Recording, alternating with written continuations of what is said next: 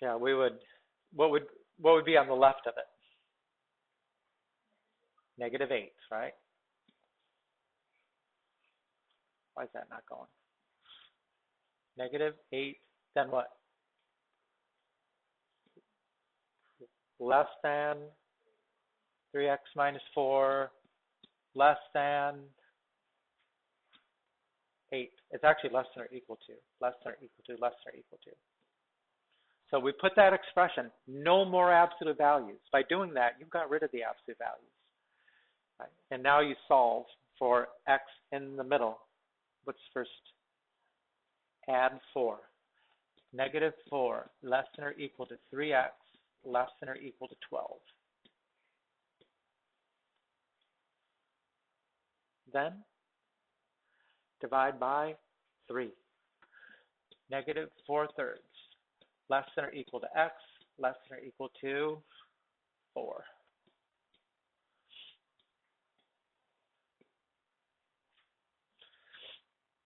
So there's our -4 is on the left. Our 4/3 is on, -4/3 is on the left. 4 is on the right. Should I use open or closed circle? Closed because it's or equal to. And where does the shading go?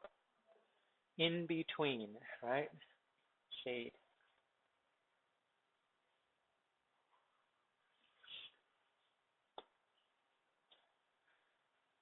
Okay, solve a quadratic equation. Now, this particular example, they're solving it with quadratic formula. You don't always have to use, I mean, if there's one question, it is a multiple choice question, which means you might be able to back substitute and figure it out, but you have other ways to solve a quadratic equation, right? Factoring, graphing, and then quadratic formula. Quadratic formula is the only one that always works. In all of those, what has to be true before you start doing any of these methods? You need to have it equal 0, right? You can't start with something like 2x squared minus x equals 4. You first have to rearrange it so that there's a 0 on one side. And then there's the quadratic equation in standard form, or expression in standard form. Squared term, linear term, constant term. Okay, the quadratic formula is here, right? Quadratic formula is a mix of A, B, and C. Where do the A, B, and C come from? In this problem, there's the A, 2. The B is -1. You don't see a 1 there, but we can assume the 1. And C is -4. So you plug in for A, B, and C, right? When you plug in, it does not include the x, right? Don't put in, like for A, don't put 2x or 2x squared. That's not correct. It's just the number part of it. And you simplify. Notice when they put in the B squared inside, the -1 squared in parentheses. All right? If you put it in the calculator without parentheses, you're going to get it wrong. So make sure you put in parentheses and simplify. And it's expected that you would get plus or minus 2 answers. They've written it like that. On a multiple choice kind of format like that, you probably can end up having a decimal, but you can check your decimal answer against their answers to figure it out.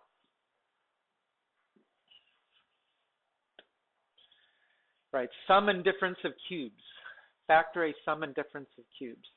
And if you notice in the study guide, the problems that deal with this are actually solving equations using sum and difference of cubes.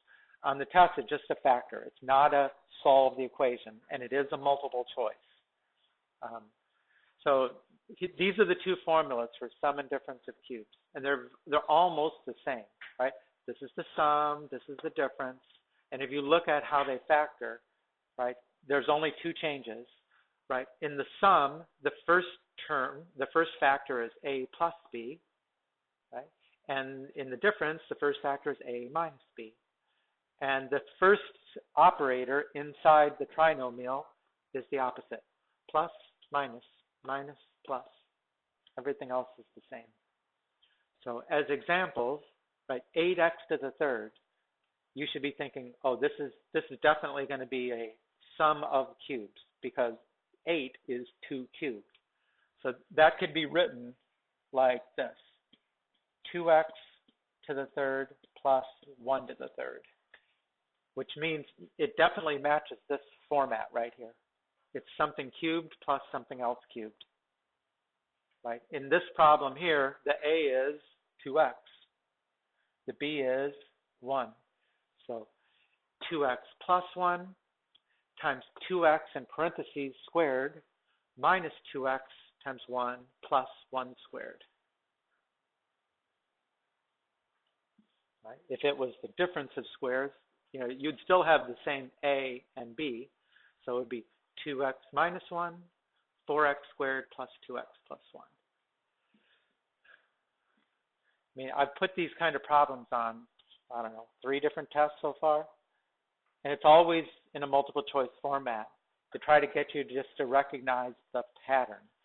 If you have answers that are not binomial times trinomial, they can't be right. It can't be right. If they are binomial times trinomial, then look for the pattern of the signs, right? If it's the sum of cubes, the first one's got to be a plus, and that's got to be a minus.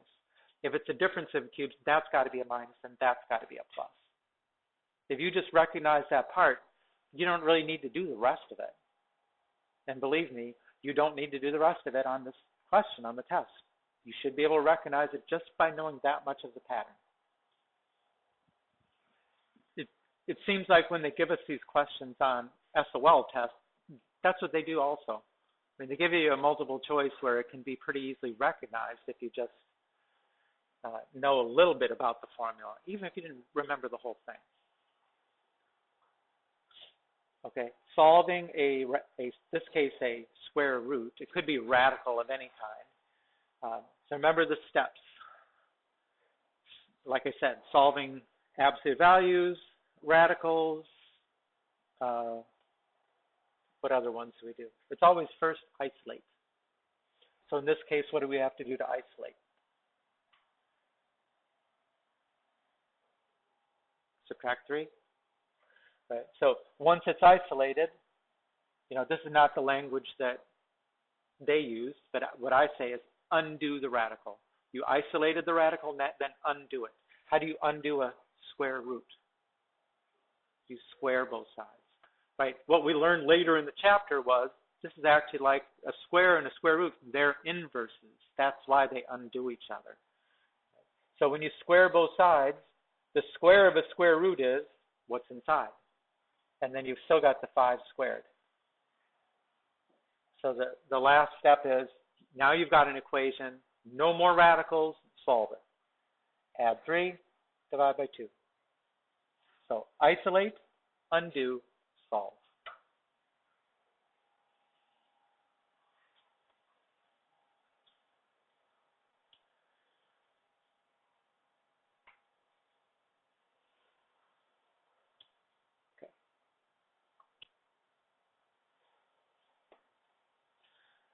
Okay, now we get to the things that we did. Since these were on our homework, our quiz that we just did. Right? How do you add or subtract functions? Right? This f plus g, again, you split that up. That's not a f plus g times x. That's function notation. That's f plus g of x, which we rewrite as f of x plus g of x. And then replace each one with what it equals. Right? Replace the f of x with 4x plus 7. Replace the g of x with the square root of x plus x. And then if there's any simplifying to do, by all means simplify. This one's got a 4x plus x, so there's 5x plus the square root of x plus 7.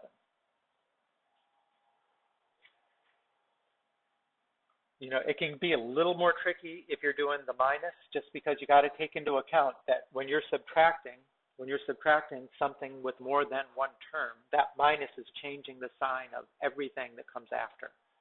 So this is 4x minus x, which makes 3x. If you just wrote it out and you didn't use parentheses, you probably would have had that as a plus x, and that would have been wrong.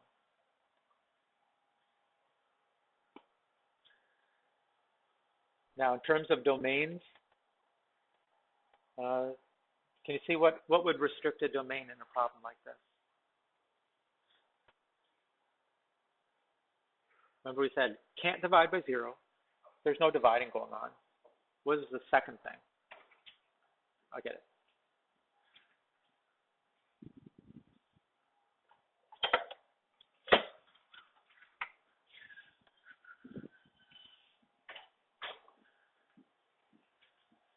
Remember, you can't take the square root of a negative. So you would have to say for this one, for the domain x is greater than or equal to 0.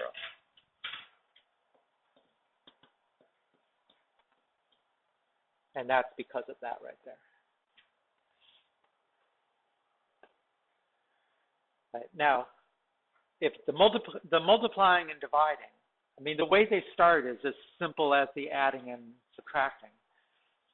But the question which is domain becomes a little more tricky, because just like we saw in the quiz question, when you divide by an expression that could equal 0, you have to make sure that denominator never equals 0. So what would be the one value of x that would make that denominator equal 0? -3. So that's why the domain has to be x does not equal -3. Right? This is the domain. I mean, it could be written as all real numbers except -3. And I can't predict the crazy test we get from downtown that they may actually say that. Or it's more common to just write x does not equal -3. That implies it could be anything else, just not that number. In this particular problem, because the denominator was actually a factor in common with a factor in the numerator, they simplified. This is a difference of squares. X squared minus 9 is x minus 3 times x plus 3. And then they canceled those two to get this answer, x minus 3. Now, when you do that, you still have to say the domain is x does not equal -3. Even if you don't see a denominator there, it's still x does not equal -3, because that was in the original when you did the division. Okay, now compositions of functions. We did that in the quiz too, right? We did a g little circle f of a number. The way they show this in the book, they showed it two different ways. In this way over here, what they did is before they plugged in the -3, they actually found g of f of x, which was x minus 5 squared, right? They took this and they put it in the place of x there. That's where this comes from. And then they plugged in -3.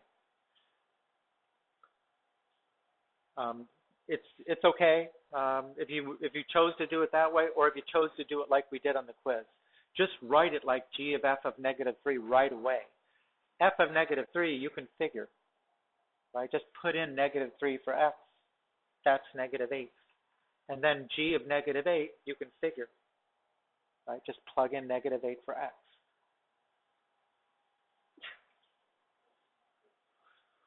I mean, what I'll tell you is that you won't be given any problems that say find f of g of x or g of f of x. It will be a number.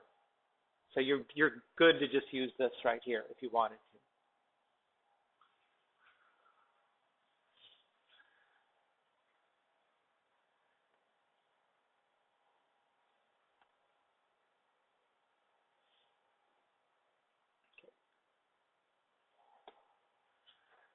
Okay, finding the inverse. Another thing that was on our quiz. What's different about this problem than the one we had on the quiz? And what was the first step we had to take on the quiz? We had to replace f of x with y. This one actually is starting with a y, so we don't have to take that step. You know, if it did, then do it. You know, sometimes they're just given to you as a y. So first step, replace f of x with a y. Second step, switch the x and the y. Third step, solve for y. Right? In this case, that means add 1, take the square root of both sides.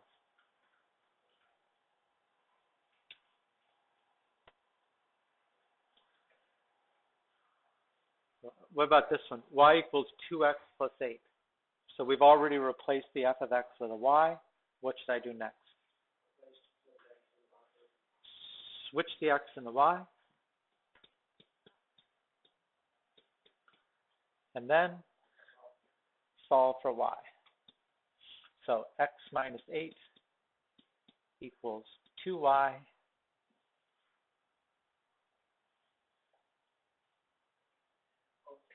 divided by 2. Y equals x minus 8 divided by 2. So this is the f minus 1 of x, right? This was the f of x. And your question on this, on the test, is a multiple choice format. So, and you know, usually on the SOL, if there's 2 questions about inverses, one of them will be multiple choice. If there's 1, it'll be multiple choice, right? And multiple choice wise, and personally what I do with the multiple choice, I would look at this thing right here and just say, okay, let me make the simplest substitution for x. How about x equals 0? Right? If x equals 0, what does y equal? 2 times 0 plus 8, 8, right? Okay, so plug in here, x equals 8. Do you get 0? 8 minus 8, 0 over 2, which is 0. That has to work. So if I had a multiple choice format and there was 4 answers, one of which was that would probably be the only one that when I plugged in the 8 that I got 0 as a result. So I would pick that answer. I wouldn't bother with the whole rest of it. Okay, what about if you're given a table of values? How do you find the inverse? Here's a table of values. Find the inverse by switching the x's and the y's. Right? This is the table of values. That's the inverse. If this is the f, this is the f to the minus 1.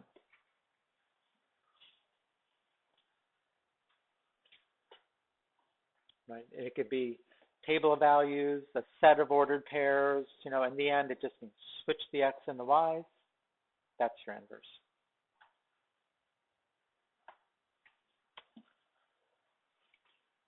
Right? That should be the easiest question, or definitely in the easy category.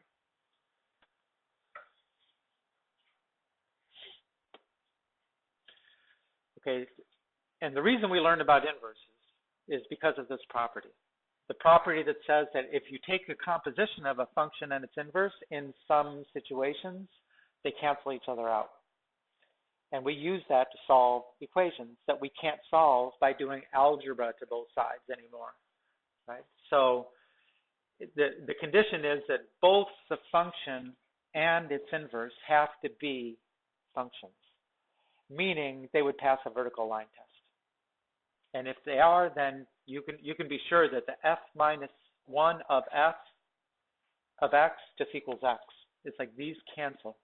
Or even if you switch the order, f of f minus 1, they cancel. Right? Now, when I'm looking at this function, I have to look at it and say, well, that's linear. I know what the shape of a linear function is. This is 10x minus 10, which would look something like that. Does that pass a vertical line test?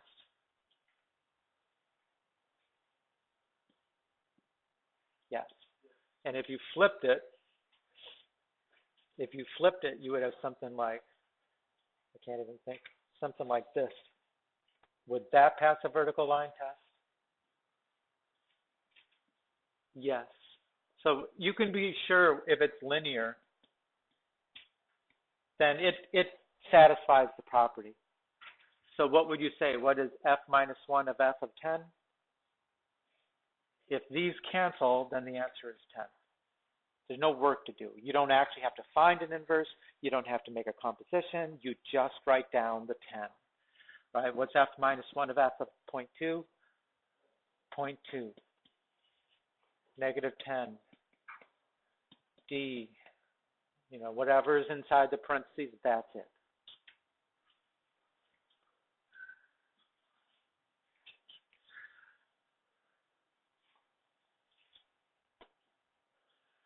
Okay, then we get to the graphs. Right, we have 3 kinds of graphs in this. Well, you could even say 4. 4 kinds of graphs. square roots, cube roots, exponentials, logarithms. We just discussed what does a square root look like. It starts at 0, 0, and it goes off into the first quadrant like that. How does it change the graph to subtract 2 after the function? Down 2. How does it change the function to add 1 after the function? Up. Right? How does it change the graph if you add 4 inside? Left. Subtract 1 inside? Right 1.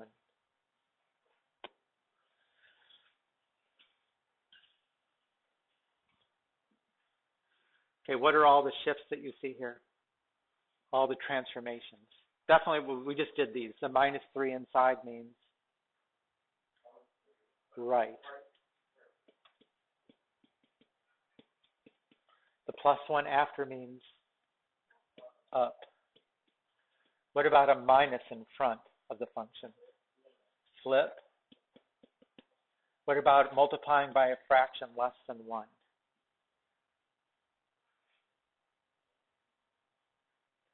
Compression. Remember, if it's a number bigger than 1, it's a stretch. If it's a number less than 1, it's a compression.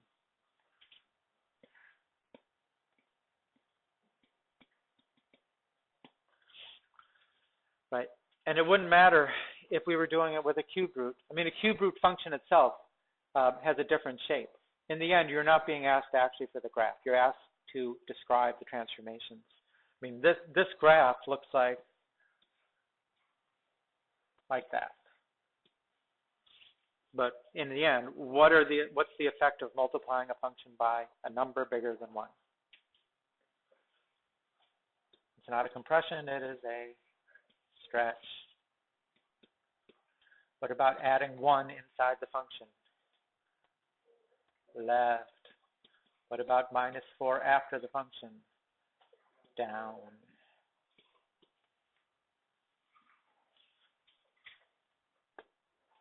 Which gets us to the growth and decay. Remember that the function, the basic exponential function looks like this.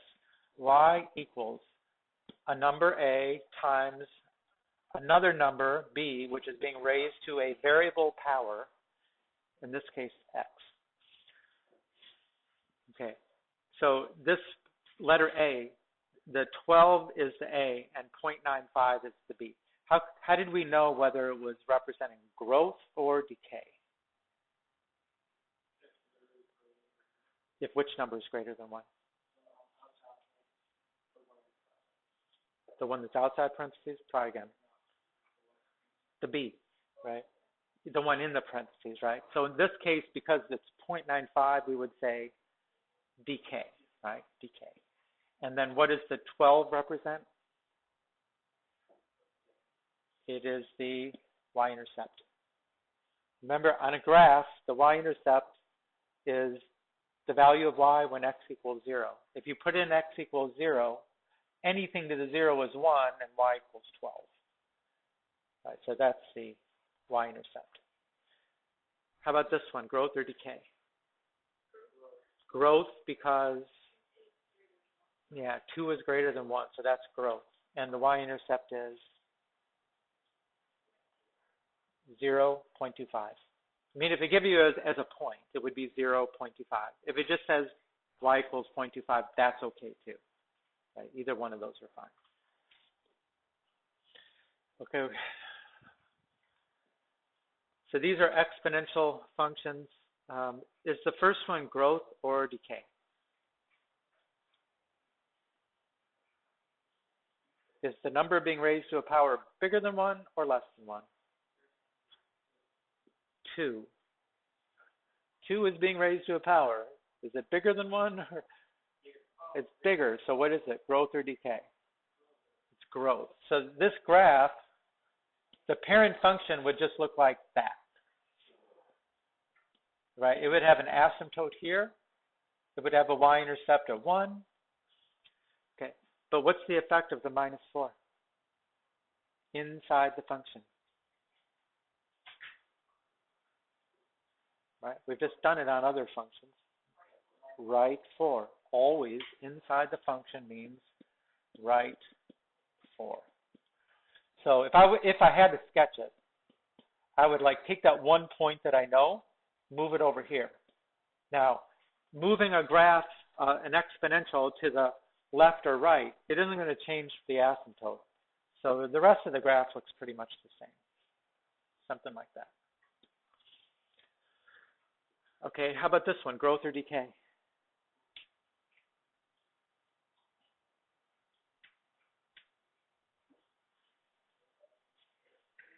What is being raised to the x power, and is it bigger than 1 or less than 1? It's not rocket science here. Come on. Less than 1. So what is it, growth or decay? It's decay. So the graph would look like, the parent function of the graph would look like this.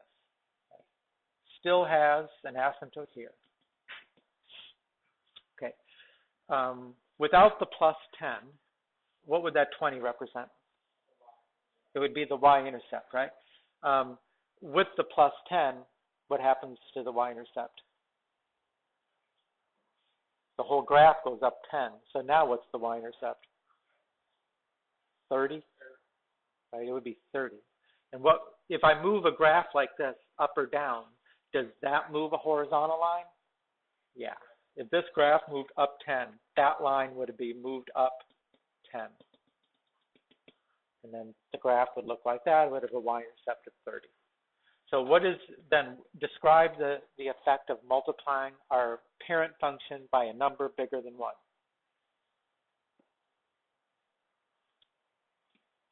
Stretch. How about adding 10 after the function? Up. Okay. Convert exponentials to logarithms. 100 equals 10 squared.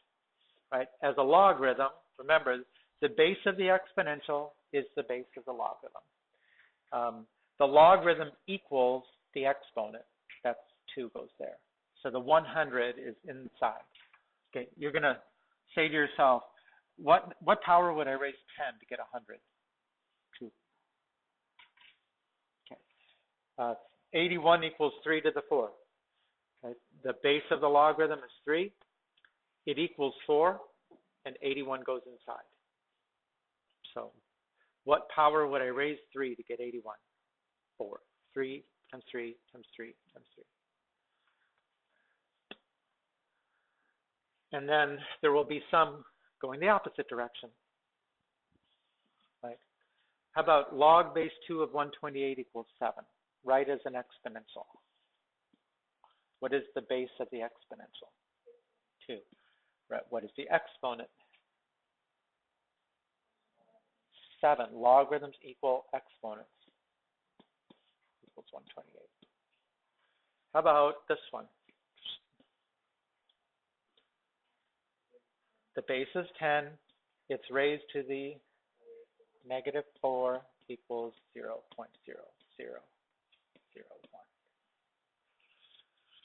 So converting exponentials to logs, logs to exponentials. And then finally, graphs. Well, we know what a logarithm looks like. Logarithm looks like this.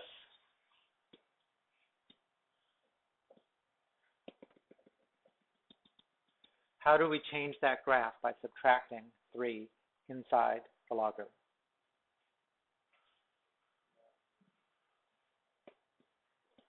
Right? And plus 4 means up. So which one of those would actually move the asymptote? Would going left and right change the asymptote, or going up and down? If you take a vertical line and go up and down, it doesn't change it. It's still the same place because it goes forever anyways, right? It's the horizontal. That would change. So if we move this over 3, then the new asymptote would be over here.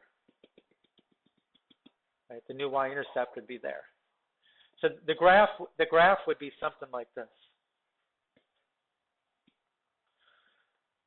And the last thing just to say is that logarithms are the third source of restricted domains now. We know we can't divide by 0. We know we can't take square roots of negatives. And you also can't take the logarithm of 0 or negative numbers. Those are 3 restrictions to domains. And that's back to the study guide.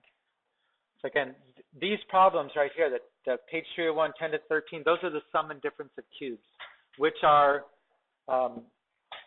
in equations. I mean, they don't have any that are just straight factor this.